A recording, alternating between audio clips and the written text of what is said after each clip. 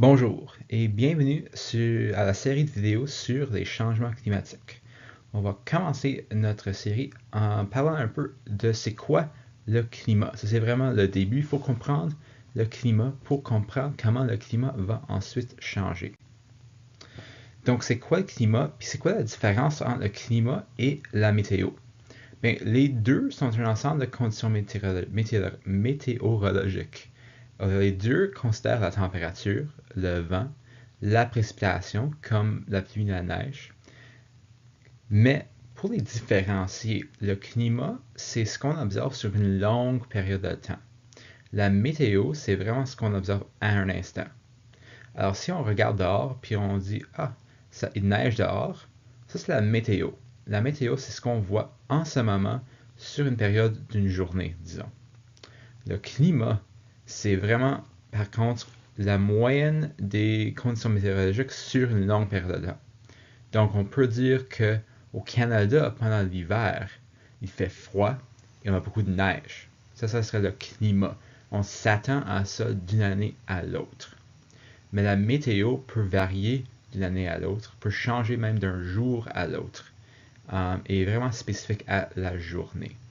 Donc, quand on parle des changements climatiques, on parle des changements dans le climat à long terme et pas d'un jour à un autre.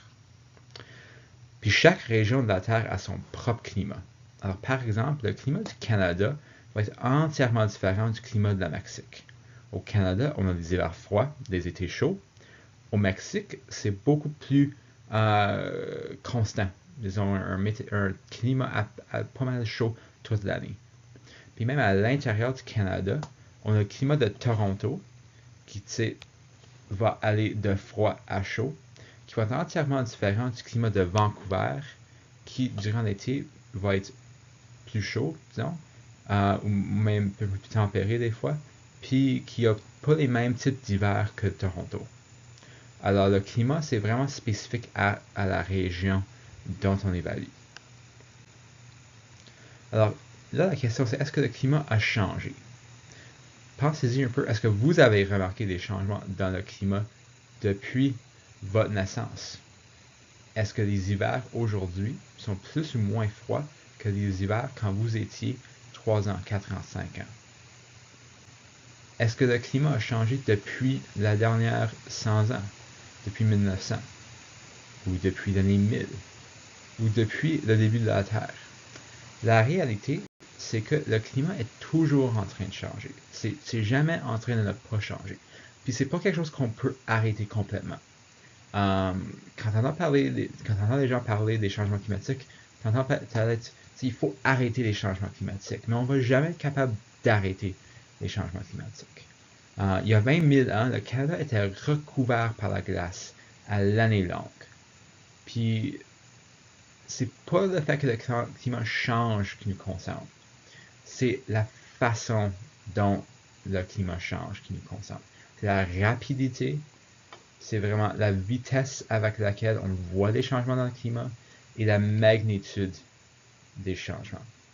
Alors, ce qu'on va voir dans cette unité, c'est que dans les derniers 100 ans, le climat change plus rapidement que jamais et avec une magnitude plus élevée que jamais.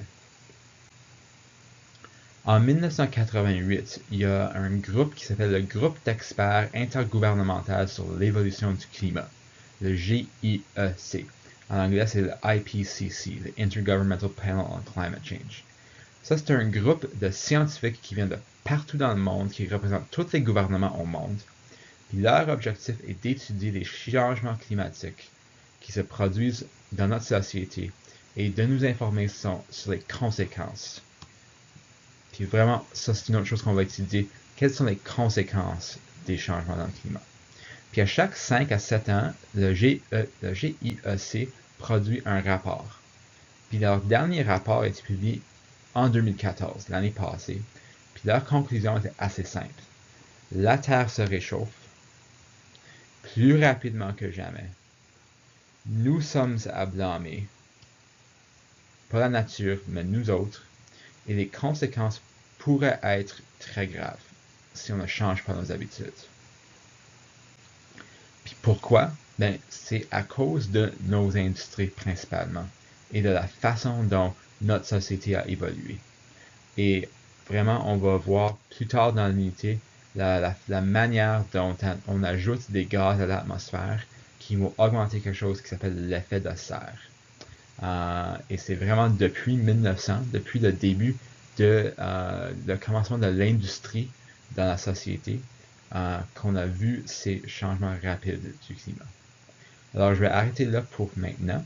Dans la prochaine vidéo, par contre, nous allons voir les facteurs naturels qui causent les changements climatiques. Parce que, comme j'ai dit, c'est pas juste nous qui changeons le climat. Même si on n'était pas ici, le climat changerait parce qu'il y a certains facteurs naturels qui vont le causer. Puis en comprenant comment la nature change le climat, on peut voir un peu mieux notre impact sur le climat.